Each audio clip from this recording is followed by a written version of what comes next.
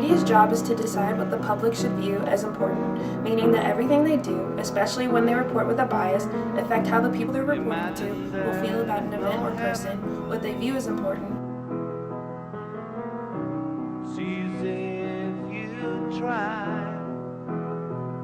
The Clinton campaign believed until 9 o'clock that they had a lock on this, that they were going to win. The fault of that actually lies with the media. And there is some self-reflection. Jim Rutenberg today writes a fascinating article where the New York Times editor and others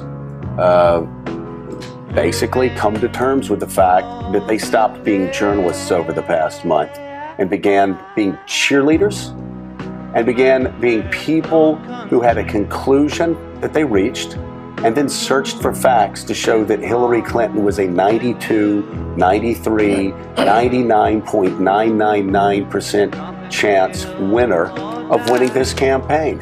Is this a sign that Donald Trump... I gotta stop you for 1 second, because there's no shake-up. I mean, look at the words that you use and you blast at the bottom in your banner.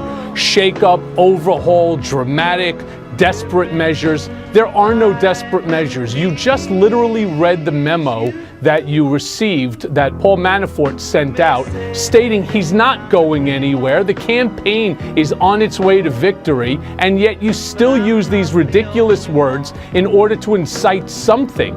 But these terms are not indicative of what's going on at the campaign. All that Mr. Trump has done is he has added to the existing group of winners that he has hired for the campaign, which is still hundreds and hundreds and hundreds of people less than the number of people that the Clinton campaign. So if Hillary Clinton brought somebody in, are you going to use the terms overhaul, desperate measures? No. Yes. No, you haven't done it once. Okay, because not one person of the 900 people that work for her campaign, not one has left, not one has been promoted or demoted.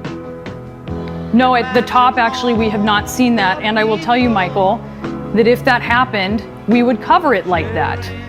And you would right never now, hear about it. Race relations have gotten worse since President Obama took office in 2009. It's worth noting, 45% of blacks agreed with what you're looking at there. Montel, I want to go to you first. I really have one overarching question. We have moved now weeks beyond at least the first non-indictment, grand jury non-indictment, that was Ferguson, Missouri, and now we've had a second here in New York City, but we're talking days away from that. What do the people in the streets want? Well, you know, if you look at what happened in Berkeley and Oakland last night, I think a majority of those people out there were part of Occupy Oakland. They weren't even out there because they were out there because of this issue. So let's start to get back to where we should probably attempt to do this for the first time in reality in this country and have a real discussion about race. We just don't do it. We keep pointing at other directions, blaming other people, and making sure that, no, you've got to be wrong and you've got to be wrong. We can't even stop for a second and have a discussion. And it's Okay, so I was asked to respond to whether or not I think the media reports with any level of bias. And I think to a certain extent, yes, there's always some level of bias with media reporting because reporting is done by human beings and it's very difficult for people to remain completely objective. I do think that depending on the media that you're looking at, some types of it can be more biased than others. For example, if you have some type of news reporting venue where people want to really talk about their opinions as opposed to the reporting of facts, then that obviously is going to be more biased than other things. But I do think that people have to be cautious about just blindly accepting what they hear presented by media without questioning the authenticity, the purpose behind why they're reporting it, and then whether or not it seems to be valid, research-based, and factual.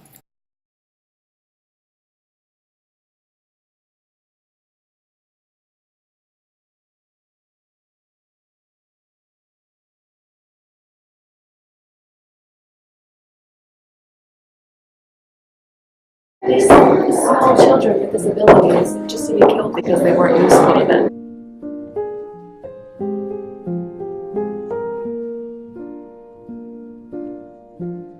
They were lost on the game. Worn out places, worn out faces.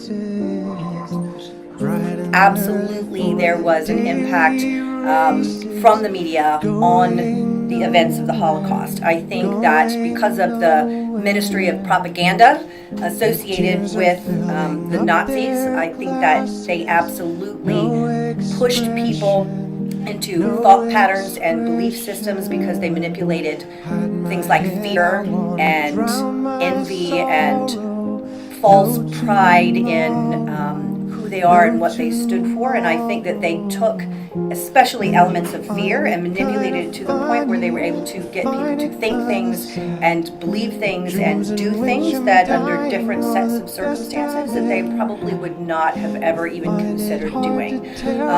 Because the Nazis were able to control the media, that meant that they controlled information. And when you are in control of information, if people don't have equal access to information across the board, then they don't have a way of making good, sound decisions. And if everyone around you is chanting one thing and you're the only person standing outside of that, it becomes very difficult for people to think, no, I am right. And it becomes easier for them to kind of follow along with that mentality of the masses. And that's a very dangerous thing when people stop thinking independently and just follow along with mass hysteria. I was very nervous. No one knew me. No one. And that they use the media to talk about how, especially Jewish people, were to blame for a lot of the things occurring in Germany and around the world.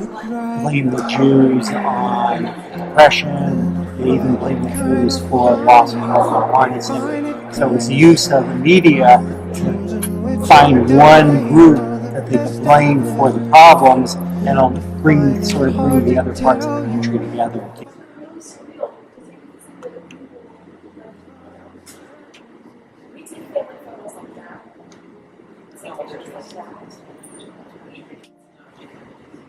Like, exactly. You can see their faces, you can see their family members, you can tell people about their personalities. It's assumed that a lot of these people were killed in concentration camps. Some of these people probably ended up in concentration camps. Some of these people were probably beaten, starved. Just for no other reason than their religion.